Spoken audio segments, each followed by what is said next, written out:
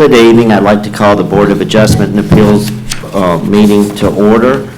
I'd like to introduce our committees right now. At the far right of me is John Avant. We have Dick Snyder. I'm Anil Vera, Kathy Slagle, and Christina Stankowski. We have two alternates, Donna Cook and David Martin, for joining us. Our first order of business is BOA 21.03. It's a public hearing to consider the request of MGC LLC for a special exception to allow outdoor sales for property located at 306 Delamar Avenue. Thank you, Mr. Chairman. This is an outdoor sales special exception. Property is located at near the entrance to our parking, public parking area off Delamar. I'm going to flip just to get most of you like me are graphical. So the property we're looking at there is in the center of the screen for next to Mr. Jean's Beans. So the request is to allow outdoor sales of low-speed vehicles in the front of the property. It is zone B2, so anything in B2 is allowed. Sales of golf carts and low-speed vehicles are allowed within the building, but within our zoning code, any outdoor sales lot is a special exception that must be approved by the Board of Adjustment. And the applicant is a boutique dealership selling and renting high-end low-speed vehicles and plans to sell those and offer daily, weekly, and monthly rentals.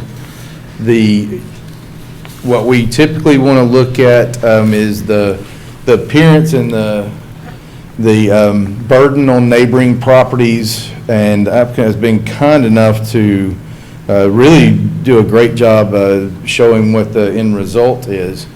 As you can see here, this will be, I think, an improvement over the straw in front as you currently see it. Paved area, fence and gates into the front of the property, and looks like won't be able to squeeze too many in there, so we're not going to have a used car lot of golf carts around town, but this is a good image of what's being proposed. As you can see, the back of the property on the lower side of the image you're looking at is behind the building. They do have some private parking back there. The lane, is Bernhardt Lane as it's commonly known, is actually a private drive back to our parking area that's owned by the City of Fairhope Parking Authority.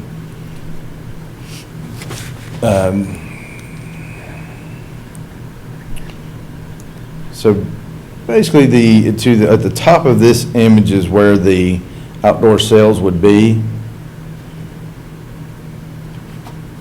And staff recommends approval of the special exception for this subject property to allow outdoor sales and personal storage in a B2 general business zone district subject to the following condition.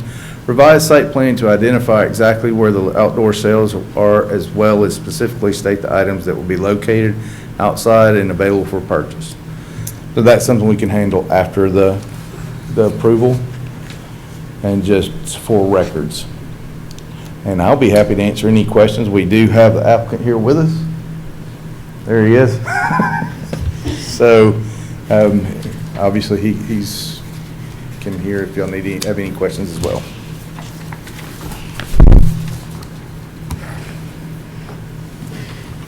I guess the only question I would ask is, how much activity do they expect to have? I would say as much as you can, Okay. I don't know. I know there is another comparative low-speed vehicle sales close to the CBD. They seem to be turning over a good bit. So I would imagine similar traffic. And will they be driving out through that driveway right next to the building? It's public, so yes, sir. Okay. And, you know, it's kind of crowded if it gets busy.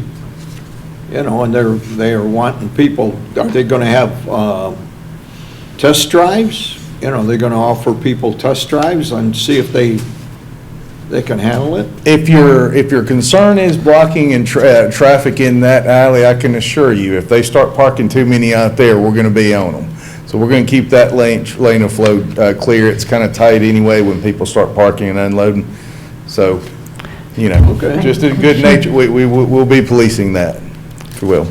Yeah, because it gets, and people use that as a walkway a lot too in that alleyway, so it's just, I'm trying to visualize, you know, like people pulling in and out a lot and rentals and people and. And this might be a question for the applicant, but I believe those are stored inside overnight and coming in and out the front door, is that, or are you? No, we're planning on leaving some outside. Okay. But any type of rental delivery or doing a. If you'll do us a favor, if you'll state your name for the record. Yeah, Hank Minor. Yeah, any kind of rental delivery or demo or sales delivery will be at a coordinated time, and we can do all that in the back of the property. So Okay. we're not going to have the customers are not going to be taking the carts on and off the front lot. We'll take care of all that and make sure that it doesn't, you know, clog up the alleyway.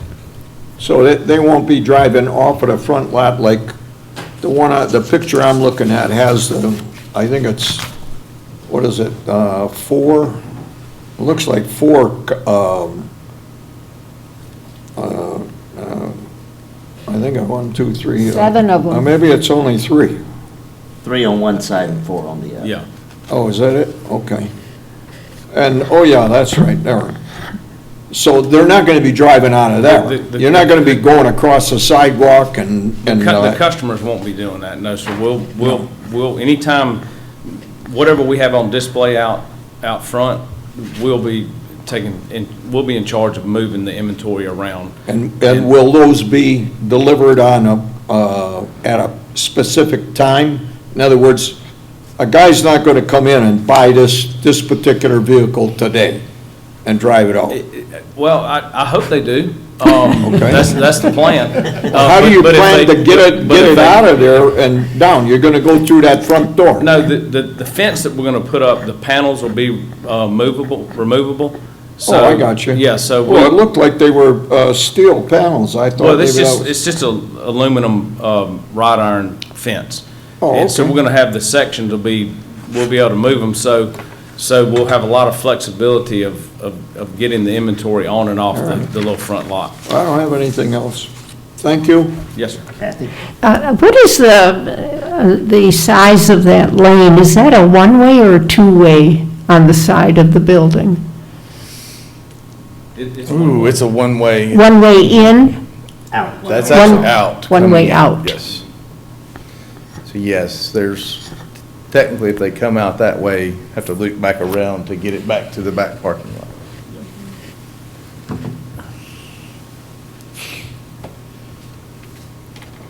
But there won't be anybody driving across the sidewalk right in front of your building. That's right, isn't The it? way we're having it, it'll be side loaded.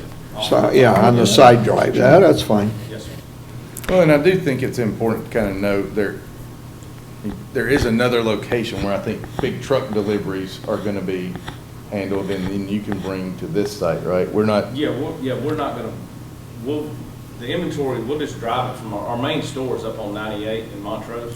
So whenever we bring inventory back and forth, we'll be driving the carts on, you know. Okay, well, So we're not bringing the big delivery trailer on to Delamar and unloading and. But the major activity of the vehicles will be in the rear of the property, right? Yes. Is that a sales and service? No service. All the service work's gonna be at the main location. You know, we're wanting it to be a nice, clean operation. There's not gonna be a bunch of broken down carts in the back and things like that. But you have to get the carts there on a trailer, right? Well, we're gonna drive them there from our main location. Are you? Whenever we're changing the inventory. well, sorry, we are broadcast, so if you can come up when we speak in the mic. Yeah. I got it. All right, thank you. Okay. Thank you. At this time, I'd like to open the meeting to the public. Is there anybody from the public that would like to speak for or against it? We'll open and close the public portion. Is there anybody that would like any discussion amongst ourselves?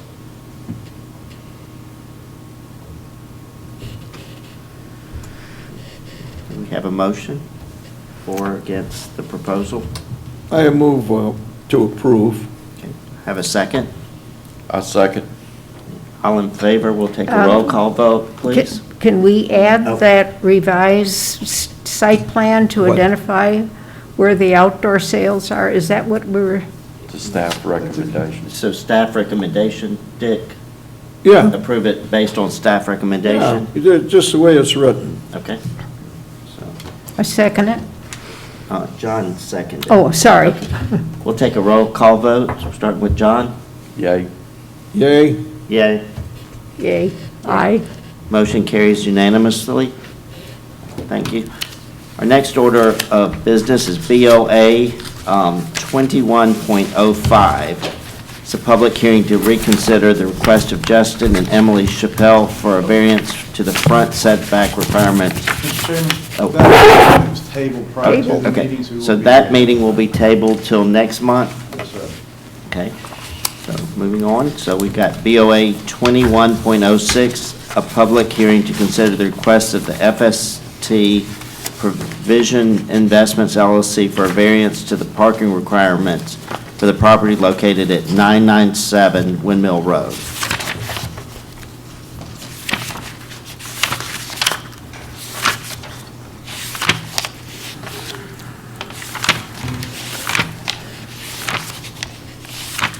Okay, good evening.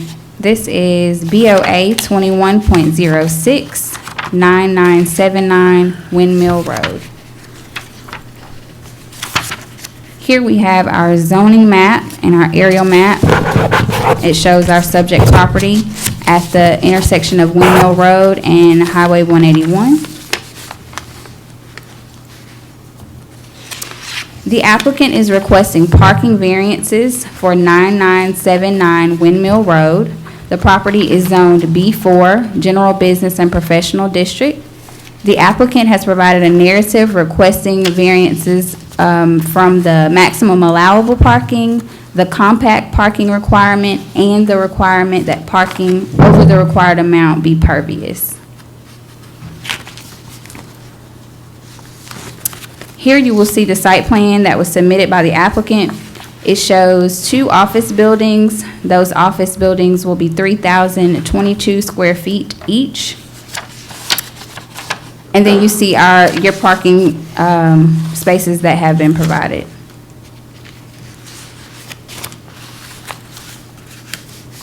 Zoning ordinance requirements. According to our parking schedule in the zoning ordinance, the applicant would be required 22 spaces. So for each building, it would be 11 spaces required. Additionally, the zoning ordinance states that no use shall provide more than 20% of the parking required in the table 4-3. The parking spaces that are required are 22, and the applicant has provided 42 spaces. Additionally, the zoning ordinance requires that compact car parking spaces be a minimum of 30% of the required parking spaces and no more than 40%. The applicant has not provided any compact car parking spaces on the site plan. And lastly, any parking provided that is more than the parking required by the table shall be designed with a pervious surface approved by the city. The drawing indicates 12 pervious spaces and 20 pervious spaces would be required according to the ordinance.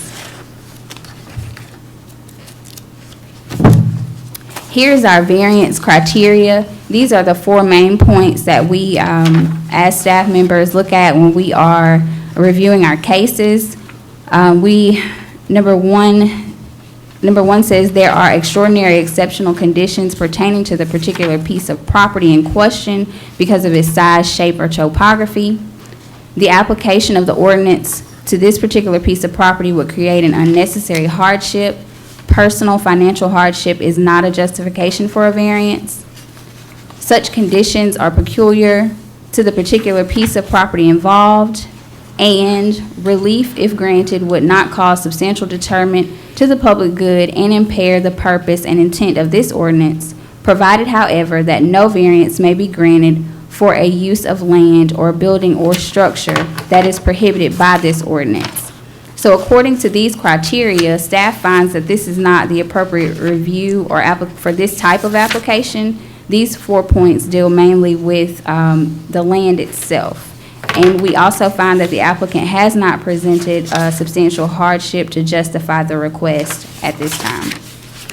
So therefore, well, first of all, if it is the pleasure of the board to approve, we just like to verbalize that these conditions would have to be met within 365 days, or it will be null and void. However, staff does recommend denial of this application. Kind of give a little bit more background there. This is a procedural issue. I don't think any staff have an issue with what the request is. Parking requirements do not have a mechanism to ask for a variance. So a variance is we've looked at, it requires a hardship. There's no hardship here. So what it should be is a special exception. And there's no mechanism to ask for that right now within the zoning ordinance. So we do have a recommendation of denial. We do have alternate means we're working with the applicant to get to the same end result. And it may just need a zoning amendment change. So before we get any further, just wanted to let you know that's what we're working with. We're happy to continue the conversation and answer any questions you may have, though. Question, so if we deny it, are they then not able to reapply for a year? I think we would look at other options, and if the scope changes any, we can certainly hear it again. And almost by granting it gives me a little more worry, because if there was a subdivision or something else, it doesn't run with the land, and the question of how then a variance is split or a special exemption, there's some other questions that would have to be defined and determined. So, but I'm not as concerned if a special exception is required and we amend the zoning ordinance. I think just that alone, because we didn't have a mechanism, someone shouldn't be punished for a year. Okay. So I think just with that alone, that's a change in scope that would easily allow that to come back if it is. I would needed. agree. Mr. Chairman, may I ask a question? Sure. This is over 6,000 square feet of building, but 22 parking places, and this is a perfect example of a regulation that probably will need to be amended. So is it the intention of the staff to amend this regulation before we won't have this conflict?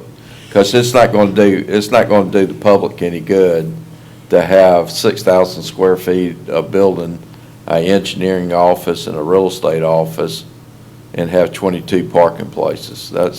They'll park out on the streets or on the roads and everything else. So my concern, I respect what the intent of the regulation is, but it's got to be, this is a one size don't fit all situation. And so my question is it the intent of the staff to change this regulation or amend the regulation? I think we have to look at parking requirements comprehensively, and that's in the CBD, that's outside the CBD. So I think it's kind of good timing with some of the other conversations we're having.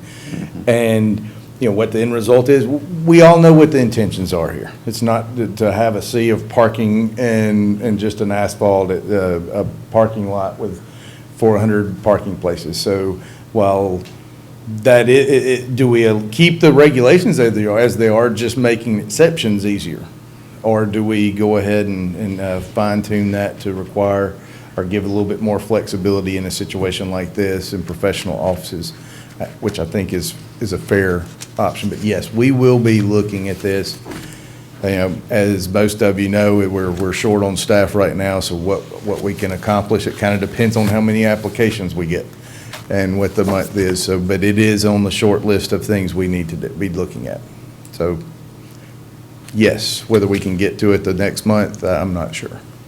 Yeah, I just see this kind of running business out of Fairhope rather than creating business in Fairhope. And you're absolutely right. You said it great. One size does not fit all.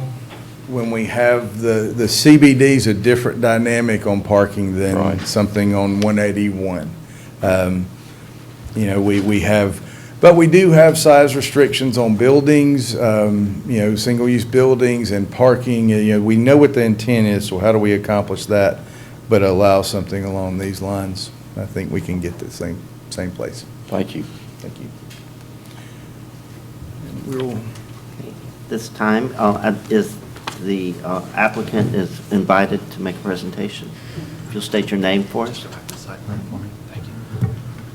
Yes, my name's Larry Smith. I'm the applicant and one of these office buildings actually for our business. And just want to thank John. He's absolutely right. Currently, our office is a 1,500 square foot office, and we recently converted a closet into another office space because we are trying our hardest to get this site going vertical. And I've been working with Hunter, and we do have a Plan B if this goes down tonight, but Plan B takes time. And I know he also mentioned possibly changing the regulations. That also takes time. Do we have a hardship? I really think we do. The hardship with the land is the zoning that's placed upon it and the fallacies within the zoning ordinance. If any of y'all have ever done development, we tell somebody when they're building a site to estimate about $4,000 per parking space. According to this, we're wanting to spend $80,000 extra, and we're not wanting to do that just so we have a sea of parking. We're doing it because we need it. We have 16 employees and 5 fleet vehicles right now. We're looking to double our office space size. That means we're looking to grow. And if you just take that, by the time we're said and done where we want to be, we're going to need at least just for our one building between 25 to 28 parking spaces, not even taking into account the other office. That's going to be a real estate office. Some of the other things that were in there was the compact. I think we have one small vehicle in our whole office right now. Pretty much all of the engineers and all of our company vehicles are all trucks. They're all, full-size trucks. And to have compact parking out there will just create a burden on more parking that is not needed. We'd end up just parking over parking space lines just to be able to fit our vehicles into it. And I understand why some of these things were put into the zoning ordinance, but there unfortunately wasn't a mechanism, or at least I'm being told there's not a mechanism for y'all to make a decision based on a hardship unless it has to do with topography or the shape of the land. Well, I believe there is hardship. It might not be topography, but it is the zoning that's placed upon the land without another means for a property owner to be able to develop the property and be able to use the property. We're not trying to overdevelop this property. We're just trying to get adequate parking, or we're going to be parking on Windmill. And we'll be getting calls from Kim if we do that as well, or Public Works if we're parking out on the street. So I just hope you all take that into consideration, and we'll continue to work with staff to try to get a resolution to this, but we're just wanting to get moving on our office building. Mr. Chairman? Yeah. Larry, the Plan B, is that, why would that be I'm assuming Plan B would be adequate for your office space, why, if it's a mechanism for Plan B, why would that be a delay, you know? It would be going through the MOP process. It's what? The multiple occupancy project process Oh, it is would have to taking us be. all the way through the planning commission. When we started down this course, and Hunter was telling me what he thought was to be correct, we were told we needed to apply for a variance, and that's what we did. And then, once we applied for the variance, then now we're at the point where they're saying, well, variance isn't the correct route. So now we're a month and a half in, about to start another month and a half process. Meanwhile, we've got a pad of dirt that's ready to start, forming foundations and everything. And so it's a process, and it's a process we'll eventually go through. It's not something we aren't planning on doing down the line. It's just we weren't ready to get to that point yet. And so, we, at the time, we didn't think we needed it to get to where we need to be. Staff thought the variance was the route to go, and that's what we did. So we're just going to have to accelerate that. We'll probably still go ahead and submit that. But I think this has given the opportunity for us to talk about the issue that is within the zoning ordinance and to get it out for all y'all to view. Is unless we're talking about a setback, it doesn't sound like there's a whole lot y'all can give us relief from the zoning ordinance, and there's no other mechanism. It's not like I can go to anybody else either and get relief. From what they're telling us, there's no other avenue. Excuse me, I'd like to ask a question. Yes, sir. Your projections, Yes. have included a certain amount of business and so on. Mm-hmm. What kind of traffic are you going to generate? Traffic. Yeah, how many people are going to come in? Normally. Other than the employees, we normally don't get a whole lot of traffic. We'll maybe get one client to come in a day. We're normally sending stuff out digitally. We don't meet that often in person anymore.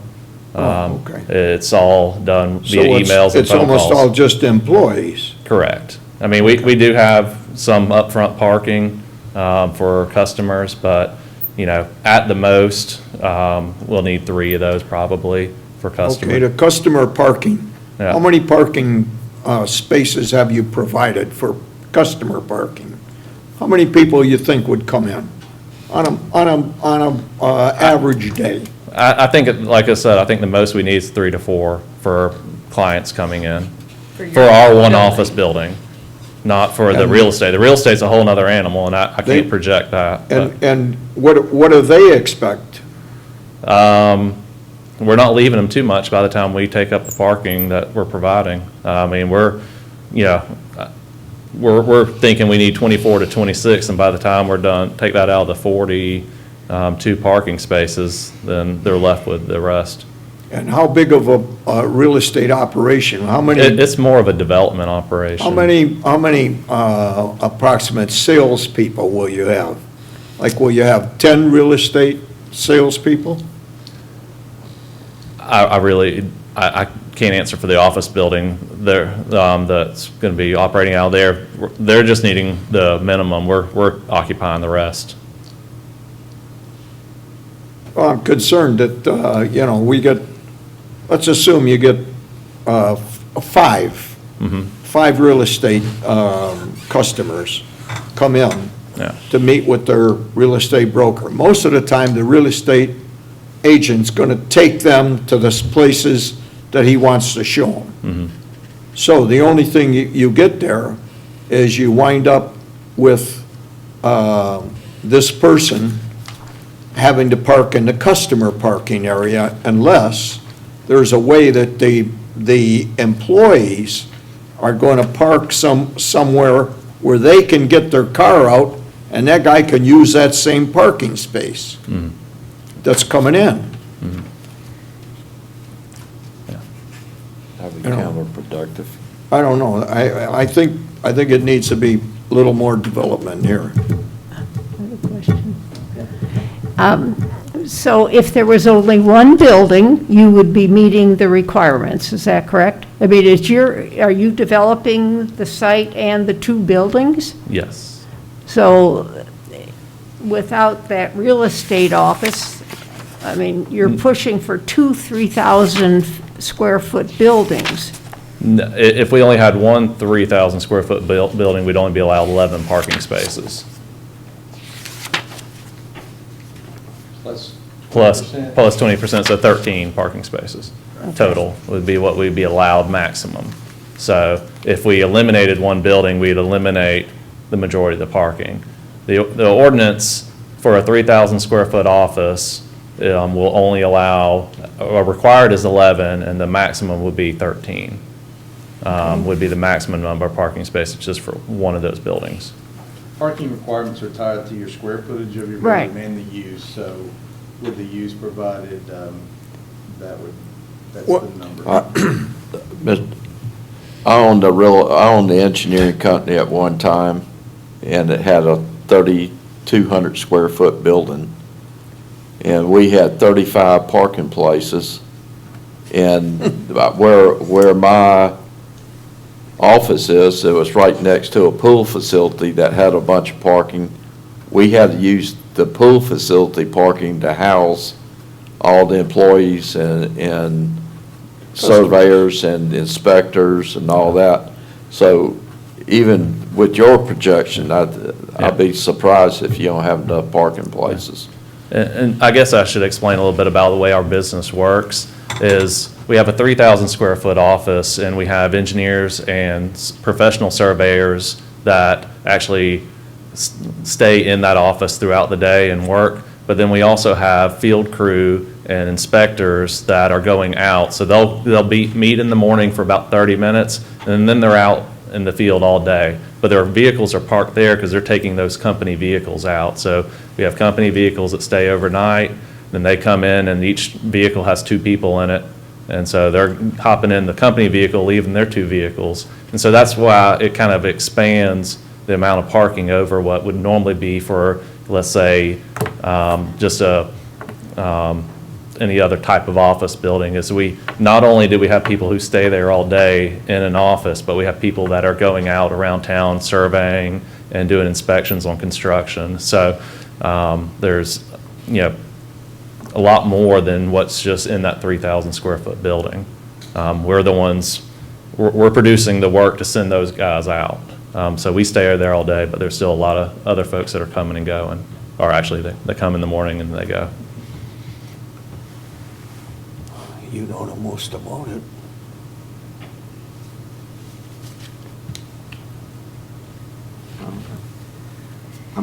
We'd like to open the meeting to the public. Is there anybody for or against it that would like to speak? We'll close the public portion. Board members, would y'all like to discuss or make a motion for approval or denial? Before your motion is made, and, I understand the common sense approach sometimes. And what a variance is pretty clearly defined. And it's not based on what the limitations of the zoning ordinance are.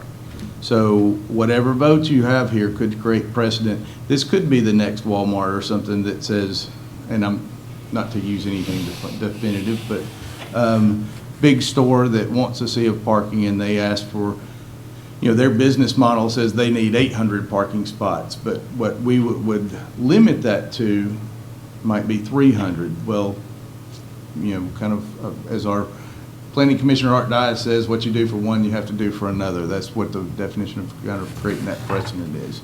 Yeah. So while we look at the code and it needs amending, is that enough reason to give a variance? And the MOP, I don't believe is going to cause much of a delay because we have the permit ready to go, and we're not holding the building up. And by the time the building's through, I believe the MOP will be approved, which would allow the parking. So.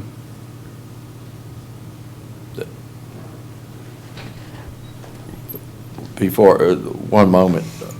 This came up about precedents before with this board, and actually that we had an attorney sitting in at that time, if you guys remember. this, because we make one decision, doesn't set a precedence on a variance board. I think we've. That's talked to- what we're told. Okay. In this particular instance, we have talked to our current land use attorney. I believe Larry spoke with him as well, and it could. Okay. So I was going to speak on that and a few other things that were brought up. Yes, we are going to proceed with the MOP, but there is a board and nothing, I mean, this is Fairhope, nothing is guaranteed when we get up here. And that's why I didn't want to pull this application, is because we're going to do the MOP. We're going to, go that route.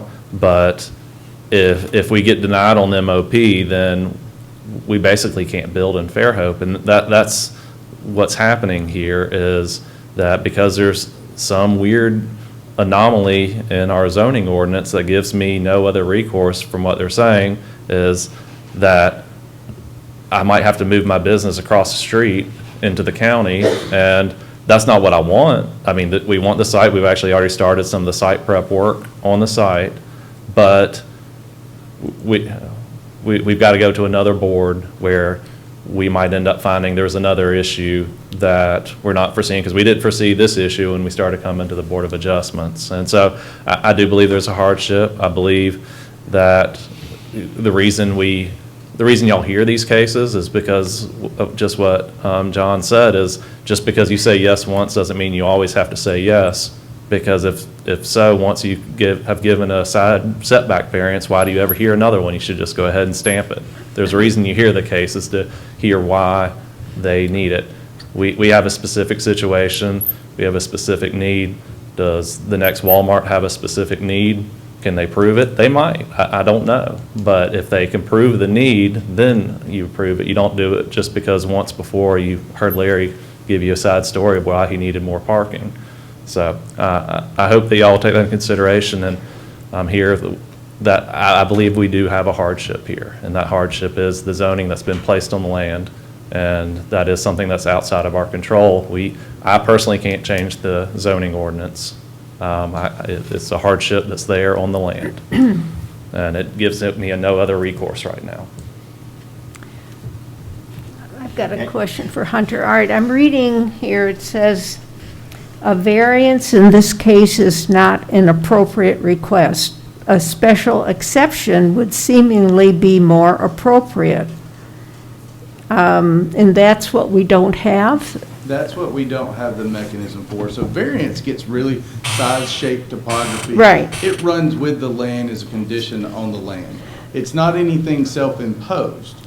So is there another alternative with this piece of property? Sure. You can build a smaller building and have less parking. Right.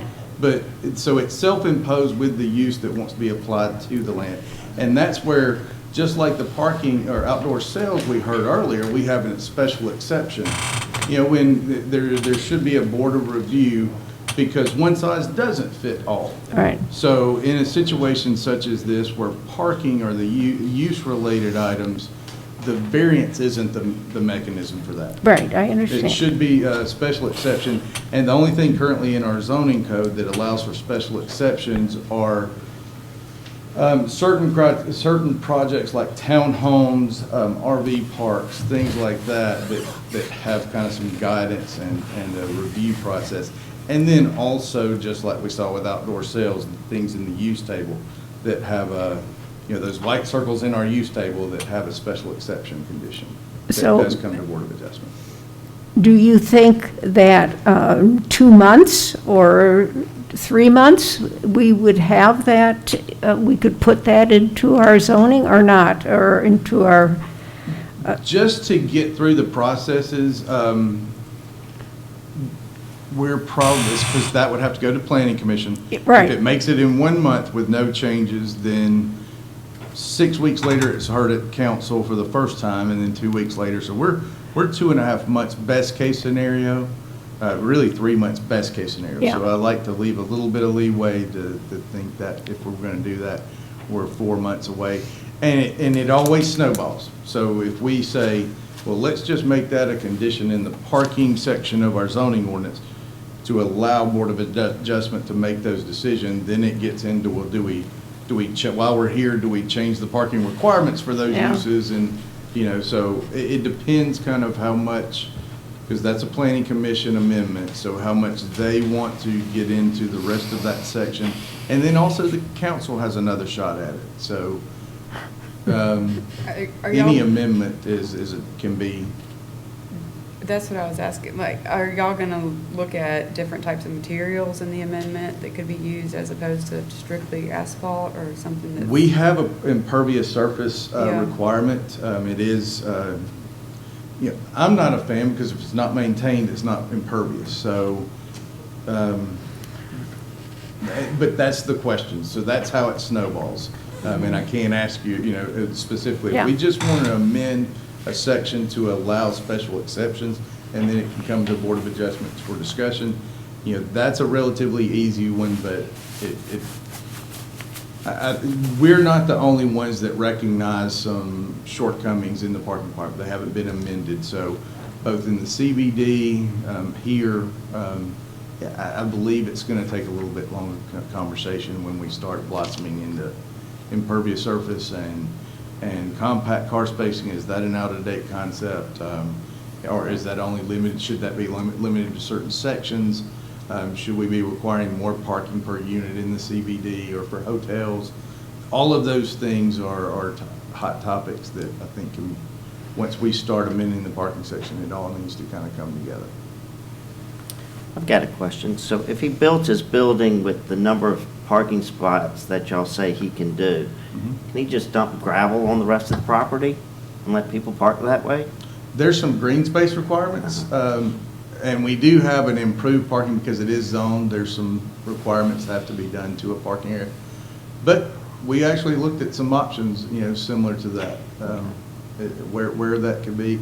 So, this came in as a building permit, just showing the two buildings, but as you can see on the left-hand side, there is a sidewalk handicap spot. So there is two other proposed buildings, which would trigger the MOP portion of the, in the planning commission. And that's where we can look at some of those and how much green space is there, and are they meeting those requirements, and can we, what other allowances and soft areas. I mean, when we first looked at this, it was looking at the location, they're proposing what we want to see. Instead of parking right out on 181, it's on the side, and if you're on Windmill, but from 181, it's behind the building.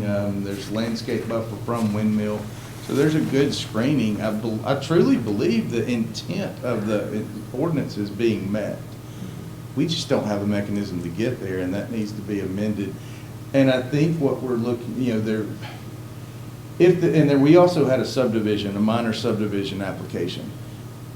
After looking at that, if there was a variance granted to one piece of property and then that property splits, how does a subdivision, two lots that are now splitting that parking lot, inherit the variance? So, there would be. So are they asking to split this property? Not right now. That was pulled, so we'll look and see. It could potentially be in the future, but that kind of creates some challenges on how you make that functional.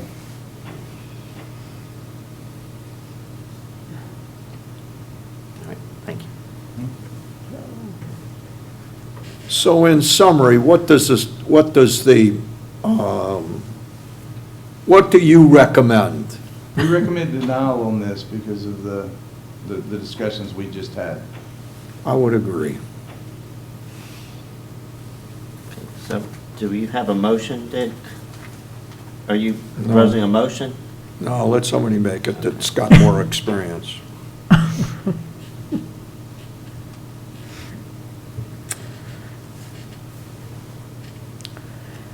All right. I would just make a motion that we follow what the staff is recommending for all the reasons stated in the last few minutes, and recommend denial of BOA 2106. Do I have a second? I'll second that. Okay. We will take a roll call vote, please. I don't know which way to go. I don't either. No, is it yay or nay? Yay. I recommend denial, so you are, if it's yay, you're saying you're Denying it. denying. Yay. Okay. Dick? What happens if I abstain?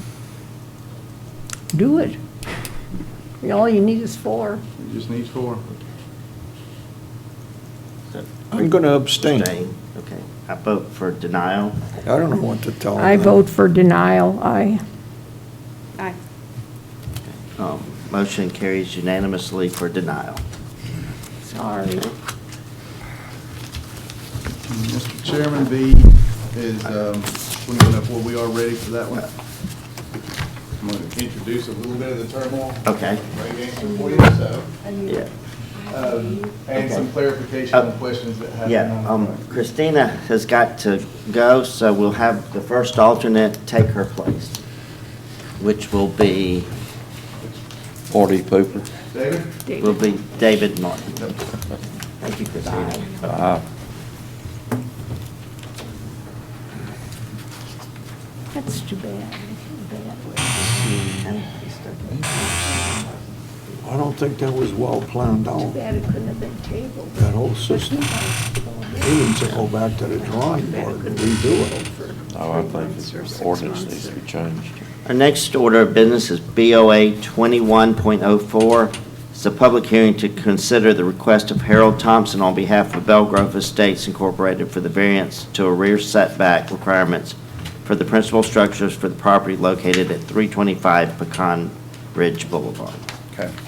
And before I present this, I want to clarify some of the questions, because we did have a few minutes here, and there were some questions about this particular piece of property. And we were looking up plats, we were asking questions. I want to clarify, because the staff report is incorrect. Okay. It does say the setbacks are 35 feet in the rear, and we even looked at the plat and said the front setback is 45 feet. There was a Board of Adjustment case, and I'm looking at that because we were kind of scrambling here on the front end. In April 16th, it was a variance Board of Adjustment case, BOA 18.04. And the applicant did get a variance for 35 feet in the front and a rear setback of 30 feet. So their application is absolutely correct. It is a request of a 2-foot variance to the 30-foot rear setback. So with that said, I'll present, and we can look at it's relatively easy case. This is,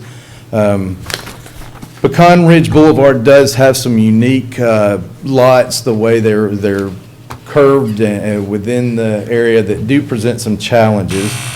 The image of the lot is on the screen now at 325 Pecan Ridge Boulevard. The applicant's request is it is R2, but as noted, there are both different setbacks on the plat. They differ from standard R2, and there is also, based on the April 16, 2018 variance, there are different setbacks. So this is the variance where you look at size, shape, topography. This is obviously a different shape, unique shaped lot. As we said, there is an error, so the rear setback is 30 feet, and I do believe there is a building plan drawn that can put a house on the property, but the request is for 2 feet. I think you see the stair step on the image on the right side. That's going to 28.3 feet, so a little margin of error of 2 feet is the request. This isn't a regularly shaped lot. Staff did not have any real heartburn with the 2-foot request, even when we thought 7 foot. So we don't believe this is a hindrance to neighboring properties. It appears to be in line with kind of what's happened on some of these other pie-shaped lots within the same area. There's obviously some variants that have been granted. So, and I'm going to skip that note. And the condition is not needed, but staff does recommend approval of a 2-foot rear yard setback variance as opposed to 7 shown on the screen, and we would not have conditions based on what we've just determined on that. So we're changing it from 7 to 2. Yes, sir.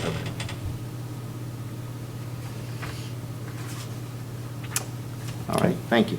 This time, I'd like the applicant to please state your name for us. Frank and Lisa Vitello. We've been working with the owner, Harold Thompson, and we've had multiple builders look at the lot and looking at the plat and so on, and they said, you know, that lot, you can't build on it the way it is. Whoever platted that out shouldn't have done it that way. But, you know, you need a little bit more in the back to put a home to meet the subdivision minimum requirements. Well, the lot's been listed for about almost 1,500 days, and it's been off the market since January, since we've been looking at it with Harold Thompson. I had one builder look at it, and when I gave him the address where to go, he went, I know exactly where you're talking about. I didn't even have to tell him. He's been out there, he's seen it. Nobody can put a house on it.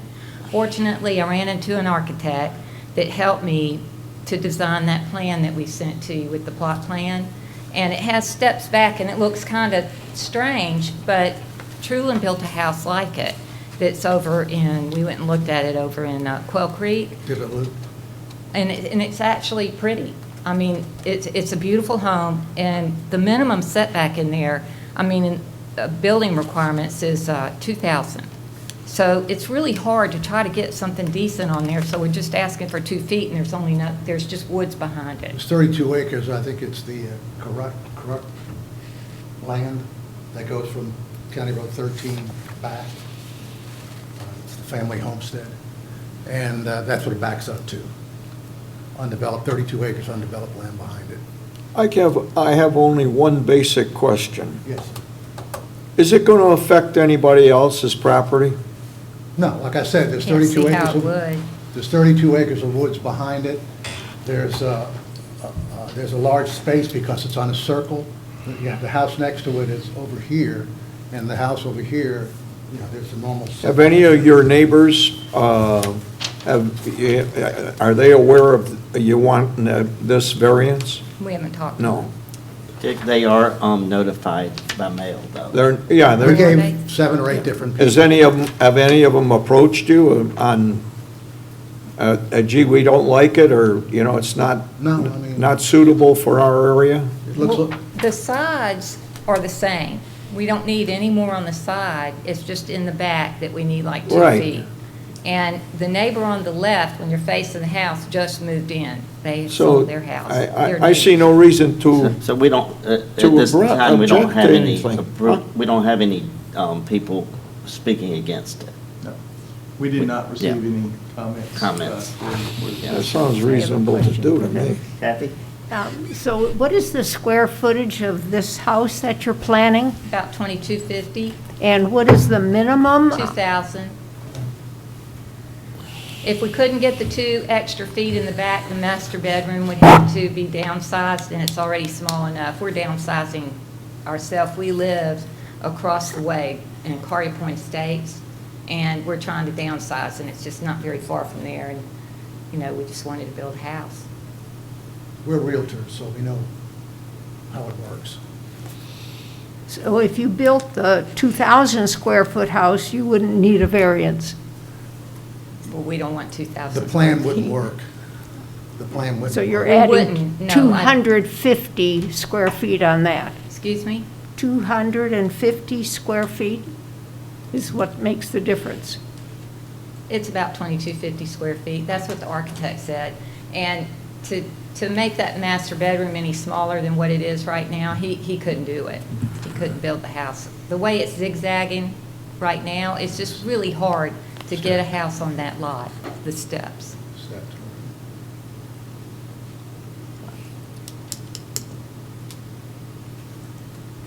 And so we approved a variance earlier with this property, is that correct? At one time? That's correct. There was a say this right, a 10-foot variance on the front and a 5-foot variance given to the rear.